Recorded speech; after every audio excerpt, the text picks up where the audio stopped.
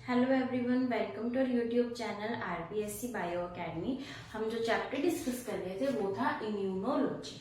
हम बात कर रहे हैं इम्यूनोलॉजी के अंदर एड्स की। हमारा एड्स टॉपिक चल रहा था जिसके बारे में हमने एक इंट्रोडक्टरी वीडियो देख ली थी। हमने एड्स की फुल फॉर्म देख ली थी। हमने देखा था एड्स कैसे होता है। आज हम पढ़ने वाले हैं सबसे पहले स्ट्रक्चर के बारे में। किसकी स्ट्रक्चर पढ़ेंगे? वायरस की स्ट्रक्चर, क्योंकि एड्स किससे होता है? वायरस से होता है। तो हम सबसे पहले स्ट्रक्चर पढ़ने वाले हैं। हम कॉमनली नाम क्या दे देते हैं? HIV। तो HIV की स्ट्रक्चर को सबसे पहले आज हम पढ़ने वाले हैं। अगर हम HIV की स्ट्रक्चर की बात करें, सबसे पहले हम HIV की बात करें तो HIV की फैमिली कौन सी है? रेट्रोवायरस, या फिर हम कह सकते हैं लेंटिवायरस। रेट्रो या फिर लेंटिवायरस फैमिली, यानी हमें इसकी फैमिली का पता होना चाहिए। तो इसकी फैमिली है रेट्रो या फिर लेंटिवायरस फैमिली। उसके बाद हम बात करते हैं इसकी स्ट्रक्चर की। तो इसकी जो स्ट्रक्चर है ये कैसा होता है? सिंगल स्ट्रैंडेड RNA, यानी ये RNA तो है लेकिन कैसा है? Single stranded. हम साथ साथ स्ट्रक्चर भी बनाते हैं। तो सपोज ये RNA है, तो RNA कैसा है? सिंगल स्ट्रैंडेड RNA है। इस RNA के ऊपर यहाँ पर हमें एंजाइम्स दिखाई देते हैं, यानी इस RNA के साथ क्या बाइंड होते हैं? एंजाइम्स बाइंड होते हैं। तो हम एंजाइम्स को भी बना देते हैं। हमने इस तरीके से एंजाइम्स बना दिए। अभी कौन कौन सी एंजाइम्स होते हैं? रिवर्स ट्रांसक्रिप्टेज, एंजाइम का नाम है रिवर्स ट्रांसक्रिप्टेज। उसके अलावा एंजाइम का नाम आएगा इंटीग्रेस और प्रोटीएसेस। तो यहाँ पर हमारे सामने 3 एंजाइम्स हैं, हम इनका नाम भी कर देते हैं। ये है रिवर्स ट्रांसक्रिप्टेज एंजाइम, ये है इंटीग्रेस एंजाइम और ये है प्रोटीएज एंजाइम। तो इस तरीके से बीच की अगर हम बात करें सेंटर की, तो एक सिंगल स्ट्रैंडेड RNA हमारे सामने है। उसके ऊपर बाइंड है एंजाइम्स। एंजाइम्स कौन कौन से हैं? रिवर्स ट्रांसक्रिप्टेज है, इंटीग्रेसेस है एंड प्रोटीएसेस है। हमें पता है रिवर्स ट्रांसक्रिप्टेज का काम क्या है? ये इसका काम है RNA को DNA के अंदर कन्वर्ट करना। जब हमने पिछले लेक्चर के अंदर पैथोजेनिसिटी पढ़ी थी तब भी हमने बात की थी कि जो वायरल RNA जब होस्ट के अंदर जाता है तो वो DNA में कन्वर्ट हो जाता है और ये काम करता है रिवर्स ट्रांसक्रिप्टेज एंजाइम। तब हमने यहाँ पर क्वेश्चन पुट किया था कि ये जो एंजाइम है ये कहाँ से आया? तो ये एंजाइम ये वायरस खुद अपने साथ में लेकर आता है और इसका काम क्या है? होस्ट के अंदर जाकर जो इसका RNA है, यही RNA को किसके अंदर कन्वर्ट कर देना? DNA के अंदर कन्वर्ट कर देना। फिर हमारे सामने आता है इंटीग्रेस। इंटीग्रेस का जो काम है, इंटीग्रेस एंजाइम का काम है कि इसने होस्ट प्लस वायरल DNA को क्या करना है? इंटीग्रेट करना है।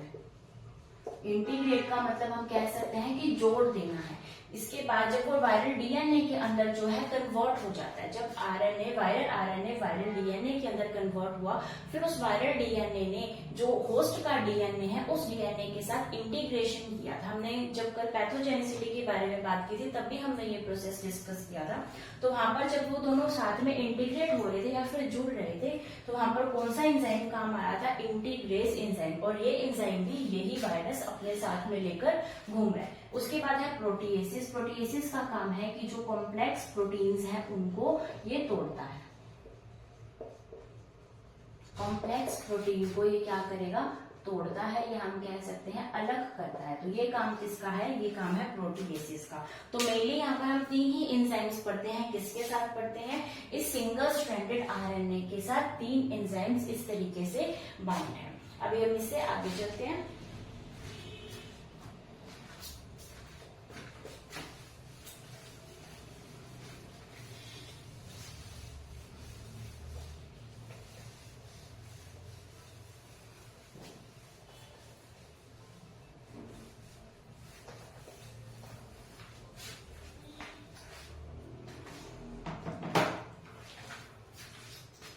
हमारे सामने ये सिंगल स्ट्रैंडेड RNA था और इस सिंगल स्ट्रैंडेड RNA के ऊपर 3 एंजाइम्स इस तरीके से बाइंडेड थे। ये हमने देखा इसका सेंटर। अब ये जो सिंगल स्ट्रैंडेड आरएनए है, ये एक प्रोटीन के कोट के अंदर इस तरीके से रहता है। यहाँ पर क्या आ जाएगा, एक प्रोटीन का कोट आ जाएगा। तो इस प्रोटीन के कोट के अंदर ये इस तरीके से सिंगल स्ट्रैंडेड जो आरएनए है वो रहता है। और इस प्रोटीन के कोट को हम क्या बोलते हैं, इसे बोला जाता है P24। तो ये P24 क्या है, ये एक प्रोटीन का कोट है, यहाँ जिसे हम कैप्सिड भी कह सकते हैं। और इस P24 कोट के आसपास यहाँ पर प्रोटीन के एक और कोट जो है वो प्रेजेंट होता है, यानी यहाँ पर और भी प्रोटीन्स जो है प्रेजेंट होंगे। ये जिस प्रोटीन कोट के अंदर प्रेजेंट होता है वो प्रोटीन कोट कौन सा होता है, P24। लेकिन यहाँ पर ये जो प्रोटीन्स हैं ये अलग प्रोटीन्स हैं।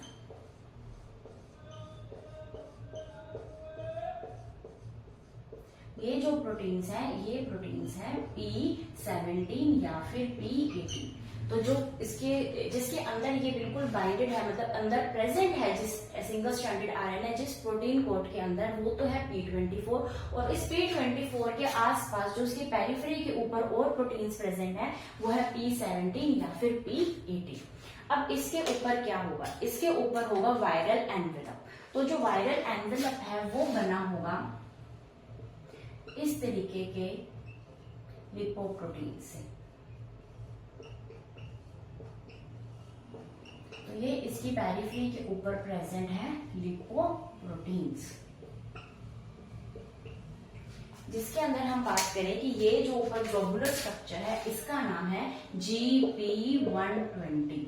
ये ग्लोबुलर स्ट्रक्चर का नाम है GP120 और इसके नीचे जो ये स्टॉक जैसी स्ट्रक्चर है ये है GP41। तो ये हमें स्ट्रक्चर का पता होना चाहिए। जो ग्लोबुलर लिपोप्रोटीन है इसका नाम है GP120 और जो इसके नीचे स्टॉक है ये है GP41। उसके अलावा यहाँ पर हमारे पास सिंगल स्ट्रैंडेड आरएनए है, 3 एंजाइम्स हम मेनली बाइंड करते हैं। और यहाँ पर हम बात करें जिस कोट के अंदर ये प्रेजेंट है वो है P24। उसकी पेरिफेरी के ऊपर जो प्रोटीन्स प्रेजेंट है P17 या फिर P18 है। उसके बारे में इसके बाद हम बात करते हैं कि ये जो GP120 है इसकी एक इंटरेक्शन आती है कि यहाँ पर ये जो GP120 प्रेजेंट है ग्लोबुलर सा, इसकी एक इंटरेक्शन है और इसकी इंटरेक्शन है CD4 से। तो CD4 से इसकी इंटरेक्शन होती है।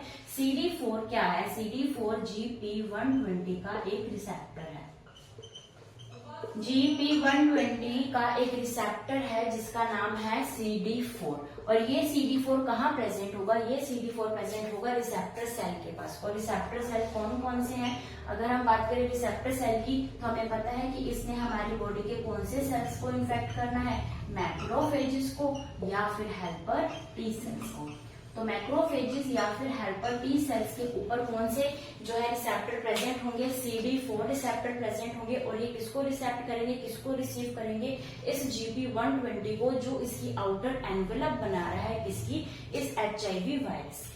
तो इसके अंदर जो इंटरेक्शन होती है उस इंटरेक्शन के बारे में हमें पता होना चाहिए कि इस GP120 का रिसेप्टर का नाम है CD4 और ये CD4 मैक्रोफेजेस और हेल्पर टी सेल्स के ऊपर जो है प्रेजेंट होता है। तो ये हमने किसके बारे में बात की, HIV वायरस के बारे में बात की, उसके स्ट्रक्चर के बारे में बात की कि वो किस तरीके का बना होता है। उसके अलावा हमने बात की कि इनकी इंटरेक्शन कैसे होती है। अगर हम आज की जो स्ट्रक्चर है उसके साथ साथ पैथोजेनेसिटी को रिलेट करें तो हमें सारा कॉन्सेप्ट समझ में आ जाएगा कि किस तरीके से जो है ये जो वायरस है ये हमारे मैक्रोफेजेस या फिर हेल्पर टी सेल्स के पास जाता है और वहां पर इंटीग्रेट कैसे होता है, फिर नए वायरल सेल्स कैसे बनते हैं और कैसे इनके अंदर जो है एक इंटरेक्शन होती है, ये दोनों आपस में कैसे जुड़ते हैं। उसके बाद ही इसकी एंट्री जो है वो इन मैक्रोफेजेस और हेल्पर टी सेल्स में हो पाती। तो ये हमने बात की इसकी स्ट्रक्चर की। अभी हम इससे आगे चलते हैं।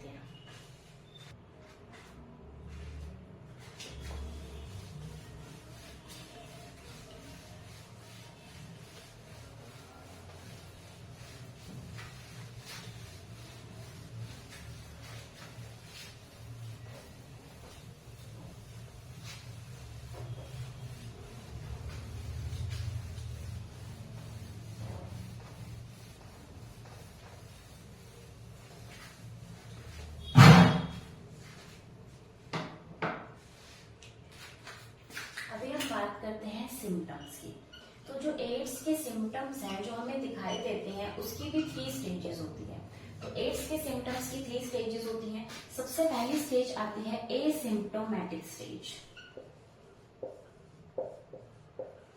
Asymptomatic stage. उसके बाद आएगी AIDS related complex. AIDS related complex stage, ये सेकेंड स्टेज है, इसे बोला जाता है ARC। उसके बाद थर्ड स्टेज आती है जिसका नाम है फुल ब्लॉन एड्स। तो ये 3 स्टेजेस हैं इसके सिम्टम्स की, जहां से हमें देखने को पता चल सकता है कि कौन से स्टेज पे हैं हम। अगर हम बात करें एसिम्प्टोमेटिक की, एसिम्प्टोमेटिक का मतलब है कि यहाँ पर हमें जो सिम्टम्स हैं वो क्लियरली विजिबल नहीं होगी, और ये स्टेज जो है वो जनरली 5 to 10 ईयर्स तक रहती है। इस स्टेज के अंदर क्या होता है, इस स्टेज के अंदर एंटीबॉडीज नहीं बनती। हमारी बॉडी के अंदर एंटीबॉडीज की फॉर्मेशन जो है वो बंद हो जाती है। एंटीबॉडीज की फॉर्मेशन का बंद होना ही एक तरीके का एड्स है, क्योंकि हम क्या कहते हैं, एड्स में क्या होती है, इम्यूनो डेफिशिएंसी, यानी हमारी इम्यूनिटी की डेफिशिएंसी होती है, और हमें इम्यूनिटी प्रोवाइड करने में जो एंटीबॉडीज का बहुत बड़ा रोल है। तो यहाँ पर अगर एंटीबॉडीज नहीं बन पा रही है तो इम्यूनिटी अपने आप ही डेफिशिएंट हो गई या फिर इम्यूनिटी की कमी हो गई। तो यहाँ पर एंटीबॉडीज नहीं बन पा रही है। इस स्टेज को विंडो स्टेज भी कहा जाता है। इस स्टेज को विंडो स्टेज कहेंगे, और इस स्टेज के अंदर जो HIV है वो हाईली एक्टिव होता है। यहाँ पर हमें HIV हाईली एक्टिव दिखेगा। और अगर इस स्टेज पर एलिजा टेस्ट किया जाए, क्योंकि एलिजा टेस्ट जो है वो इसका एड्स का टेस्ट होता है, अगर इस टाइम पर एलिजा टेस्ट किया जाए तो एलिजा टेस्ट भी नेगेटिव आएगा। यानी इस टाइम पर अगर हम एड्स का एलिजा टेस्ट करते हैं तो एलिजा टेस्ट नेगेटिव शो करेगा, यानी ये बताएगा कि बॉडी में एड्स का वायरस नहीं है, लेकिन एक्चुअली में एड्स का वायरस बॉडी में है, क्योंकि यहाँ पर एंटीबॉडीज नहीं बन रही है और HIV इस टाइम पर हाईली एक्टिव है। तो ये सारी जो चीजें हैं ये कौन सी स्टेज में आती है, एसिम्प्टोमेटिक स्टेज, जहां पर हमें कोई क्लियरली सिम्टम्स शो नहीं होते। उसके बाद हम बात करते हैं एड्स रिलेटेड कॉम्प्लेक्स की। इस एड्स रिलेटेड कॉम्प्लेक्स में क्या होता है, एड्स रिलेटेड कॉम्प्लेक्स में हमें सिम्टम्स जो है वो थोड़े दिखने शुरू हो जाते हैं। कैसे, क्योंकि यहाँ पर हमें फीवर, कफ, हमें यहाँ पर जो फीवर है उसका बार बार चढ़ना, बार बार उतरना, यहाँ पर हमें कफ दिखने लग जाएगा। यहाँ पर हमें उस पेशेंट के अंदर जो है वॉमिटिंग जो है ये चालू हो जाएगी, और ऐसे छोटे मोटे सिम्टम्स जो है वो हमें इस स्टेज के अंदर दिखने लग जाएंगे। इस स्टेज को बोला जाता है एड्स रिलेटेड कॉम्प्लेक्स। उसके बाद हम बात करते हैं full blown AIDS. Full blown AIDS का सबसे अगर हम कहें स्पेसिफिक तरीका है कि ये स्टेज चल रही है, तो अगर हम यहाँ पर टी लिम्फोसाइट का नंबर काउंट करें, टी लिम्फोसाइट की भी कर सकते हैं और हम CD4 भी कर सकते हैं, क्योंकि ये किसके ऊपर प्रेजेंट होता है, टी लिम्फोसाइट्स के ऊपर ही प्रेजेंट होता है। तो इसका जो नंबर है वो नंबर कम हो जाएगा किससे, 200 × 10⁻6 पर लीटर से। इसका जो नंबर है इससे कम हो जाएगा, और जब ये स्टेज पहुंच जाती है इसे बोला जाता है फुल ब्लॉन एड्स। और अगर हम बात करें नॉर्मल की, तो नॉर्मल जो टी लिम्फोसाइट का जो काउंट रहता है वो रहता है ग्रेटर देन 900 × 10⁻6 पर लीटर। ये नॉर्मल रहता है, यानी एक हेल्दी बॉडी के अंदर अगर हम टी लिम्फोसाइट का या CD4 का काउंट करें तो उसकी अमाउंट इतनी आती है, लेकिन इस पेशेंट के अंदर जब वो इस स्टेज पर है, फुल ब्लॉन एड्स में है, तो उसकी जो अमाउंट है वो इतनी आएगी। उसके अलावा यहाँ पर पेशेंट को क्या हो जाएगी, ट्यूबरकुलोसिस यानी TB की शिकायत हो जाएगी। यहाँ पर उसे एबनॉर्मल न्यूमोनिया रहने लगेगा।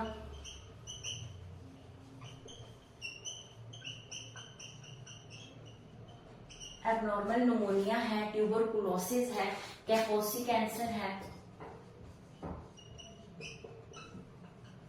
तो ये सारे सिम्टम्स जो है वो दिखने लग जाएंगे फुल ब्लॉन एड्स के अंदर, यानी ये तो बिल्कुल ही एसिम्प्टोमेटिक स्टेज है। यहाँ पर उसको सिम्टम्स दिखने शुरू हो जाएंगे, और यहाँ पर वो क्या है कि एड्स का कंफर्म हो जाएगा कि इस स्टेज के अंदर अगर हम कहें सिम्टम्स हमें अच्छे से दिखाई देंगे, TB भी हो सकता है, एबनॉर्मल न्यूमोनिया के सिम्टम्स भी दिखेंगे, कैपोसी कैंसर ये भी दिखेगा, और टी लिम्फोसाइट का अगर टेस्ट किया जाएगा तो उसकी अमाउंट जो है वो इतनी कम हो जाएगी। और यहाँ पर हमें नॉर्मल से दिखेंगे, जैसे फीवर है, कफ है, वॉमिटिंग है, तो ये सारे सिम्टम्स हमें यहाँ दिखेंगे। तो ये थे एड्स के सिम्टम्स, इसको हमने 3 स्टेजेस के अंदर बांट कर पढ़ा। अब हम इससे आगे चलते हैं।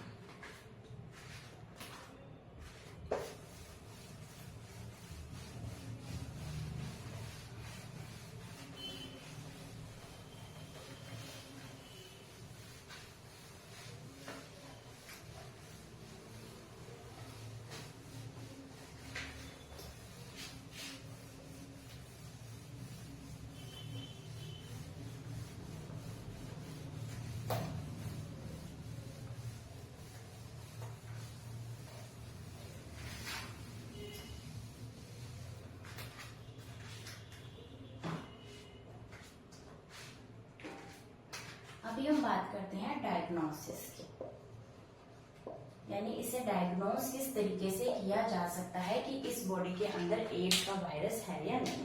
तो इसकी डायग्नोसिस के लिए जो टेस्ट होते हैं, सबसे पहला टेस्ट आता है स्क्रीनिंग टेस्ट। कौन सा टेस्ट होता है? Screening test. और स्क्रीनिंग टेस्ट में कौन सा टेस्ट लिया जाता है? एलिजा लिया जाता है। हमें एलिजा की फुल फॉर्म पता होनी चाहिए, enzyme linked immunosorbent assay. तो ये कौन सा टेस्ट है? ये स्क्रीनिंग टेस्ट है, यानी इससे ये चीज कंफर्म नहीं हो जाती कि एड्स है। सबसे पहले हमारे दिमाग में ये चीज क्लियर होनी चाहिए कि एलिजा टेस्ट एड्स का कंफर्मेटरी टेस्ट नहीं है। और सेकेंड बात ये है कि एलिजा सिर्फ एड्स के लिए ही नहीं किया जाता, और भी चीजों को चेक करने के लिए एलिजा का यूज होता है। उसके बाद हम बात करते हैं कि फिर इसका कंफर्मेटरी टेस्ट कौन सा है। इसका कंफर्मेटरी टेस्ट होता है western blot test. Western blot test जो है वो एड्स का कंफर्मेटरी टेस्ट होता है। उसके बाद आता है non specific test.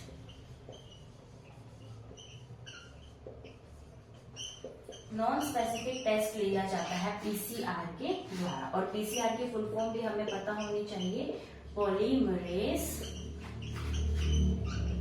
Chain reaction. Polymerase chain reaction ये पीसीआर की फुल फॉर्म है। और ये कौन सा टेस्ट है? नॉन स्पेसिफिक टेस्ट है। कंफर्मेटरी टेस्ट कौन सा है? Confirmatory test western blot test है, ना कि एड्स टेस्ट है। हम यहाँ गलती कर सकते हैं। तो इसका confirmatory test western blot test है। इसका स्क्रीनिंग टेस्ट एलिजा है। एलिजा की फुल फॉर्म हमें पता होनी चाहिए, enzyme linked immunosorbent assay. तो ये हमने बात की डायग्नोसिस की, यानी एड्स का पता कैसे लगाया जा सकता है। अभी हम डिस्कस करते हैं कि अगर एड्स हो जाता है तो इसका ट्रीटमेंट किस तरीके से किया जाता है। अभी हम ट्रीटमेंट की बात करते हैं।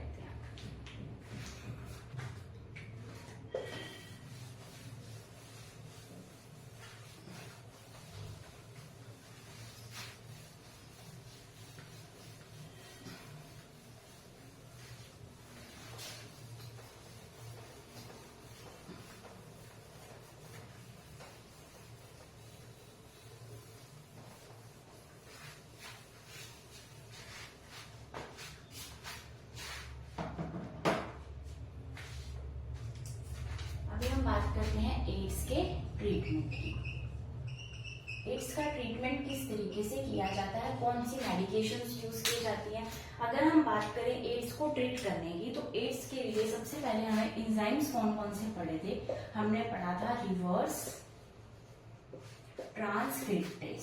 रिवर्स ट्रांसक्रिप्टेज एंजाइम के बारे में हमने पढ़ा था। दूसरा एंजाइम के बारे में हमने जो पढ़ा था वो एंजाइम था इंटीग्रेज। और थर्ड एंजाइम के बारे में हमने पढ़ा था प्रोटीएजेस। तो ये 3 एंजाइम्स के बारे में हमने डिस्कस किया था जब हमने आज स्ट्रक्चर को डिस्कस किया था। तो अगर हमने ट्रीटमेंट करना है तो हमने ट्रीटमेंट का कौन सा तरीका निकाला कि अगर हम इन सभी एंजाइम्स को ही इनहिबिट कर दें, अगर हम इन एंजाइम्स को अपनी एक्टिविटी दिखाने का मौका ही ना दें, तो अपने आप ही एड्स पे कंट्रोल आ जाएगा। तो साइंटिस्ट ने यही किया कि इन एंजाइम्स के अगेंस्ट इनहिबिटर्स निकाले। तो रिवर्स ट्रांसक्रिप्टेज को ट्रीट करने के लिए यहाँ पर निकाला गया जो मेडिसिन है वो है ज़िडोवुडिन। ज़िडोवुडिन स्टैवोडिन, ज़िडोवुडिन है, स्टैवोडिन है, डाइडेक्सीमिडिन है। तो ये मेडिकेशंस हैं जो दी जाती हैं और इनका काम क्या है? इनका काम है रिवर्स ट्रांसक्रिप्टेज के एंजाइम को, इसके वर्क को इनहिबिट करना। उसके लिए ये मेडिकेशंस जो है वो दी जाती है। ज़िडोवुडिन को एजेडिटी भी पहले कहते थे। पहले इसका नाम क्या था? एजेडिटी, जिसका नाम है एजिडोथायरिडी। तो अगर ज़िडोवुडिन की जगह ये नाम भी आ जाता है तो इसका मतलब ज़िडोवुडिन ही है। ठीक है, तो ये इसका पुराना नाम है, अभी इसका नाम ज़िडोवुडिन है। उसके अलावा स्टैवोडिन है, डाइडेक्सीमिडिन है। ठीक है, उसके बाद हम बात करते हैं प्रोटीएसिस के ऊपर भी वर्क किया गया कि प्रोटीएसिस के एंजाइम को कैसे रोका जाए। तो इस एंजाइम को रोकने के लिए जो मेडिकेशन बनाएंगी वो बनाएंगी रिटोनेविर, नेफ्लिनेविर। तो ये जो मेडिकेशंस हैं इनका काम यही है कि ये प्रोटीएसिस एंजाइम को जो है वर्क नहीं करने देते, इसकी एक्टिविटी को इनहिबिट करते। उसके लिए दो जो मेडिकेशंस हमने लर्न करनी है, रिटोनेविर एंड नेफ्लिनेविर। तो ये मेडिकेशंस इसको रोकने के लिए है, ये मेडिकेशंस इसको रोकने के लिए है, रिवर्स ट्रांसक्रिप्टेज को। और जो मेडिकेशंस बनाई गई है वो इन्हीं दोनों एंजाइम्स के अगेंस्ट जो है वो बनाई गई है। अगर हम बात करें इन दोनों को जोड़ दिया जाए, यानी अगर हम रिवर्स ट्रांसक्रिप्टेज को इनहिबिट करने वाले और प्रोटीएसिस को इनहिबिट करने वाली ये जो हमने मेडिकेशंस बनाई है, अगर हम इन मेडिकेशंस को कंबाइन अगर हम दें पेशेंट को तो उसका नाम बन जाएगा हार्ट। क्या नाम बन जाएगा? हार्ट। इसका मतलब है highly active and retro treatment. तो ये जो नाम है, ये नाम किसका है? ये नाम है कि अगर हम इन दोनों मेडिकेशंस को साथ में दें, कंबाइंड फॉर्म के अंदर अगर पेशेंट को दें तो उस ट्रीटमेंट का नाम जो बन जाएगा वो हार्ट बन जाएगा। ठीक है, तो ये हमने इसके बारे में बात की है। अब हमने ट्रीटमेंट भी पढ़ लिया। अब एड्स के अंदर जो काम करने वाले कुछ इंस्टीट्यूट है हम उसको पढ़ लेते हैं। एक तो हमारे सामने आता है नेको। नेको का फुल फॉर्म है नेशनल एड्स कंट्रोल ऑर्गेनाइजेशन। तो ये जो है ये है नेको की फुल फॉर्म, हमें ये फुल फॉर्म पता होनी चाहिए। उसके अलावा एक फुल फॉर्म आती है NARI, इसका नाम है नेशनल एड्स रिसर्च इंस्टीट्यूट। तो ये जो दो फुल फॉर्म्स हैं एड्स से रिलेटेड हमें ये पता होनी चाहिए, और ये जो इंस्टीट्यूट है ये पुणे के अंदर है। तो हमें ये जो दो फुल फॉर्म्स हैं हमें इसके बारे में नॉलेज होनी चाहिए। उसके अलावा हमें पता होना चाहिए कि एड्स डे कब होता है। तो एड्स डे होता है 1 दिसंबर को। तो 1 दिसंबर को क्या होता है?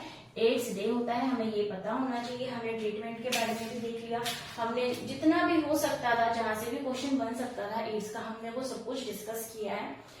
So all the best for our future. तो आज हमने एड्स को खत्म किया है, और एड्स को खत्म करने के साथ साथ हमारी जो इम्यूनोलॉजी है वो भी खत्म हो जाती है। अब हम इसके बाद जो है नई यूनिट स्टार्ट करेंगे। तब तक आप वीडियो को लाइक कीजिए, शेयर कीजिए और हमारे चैनल को सब्सक्राइब कीजिए। Thank you.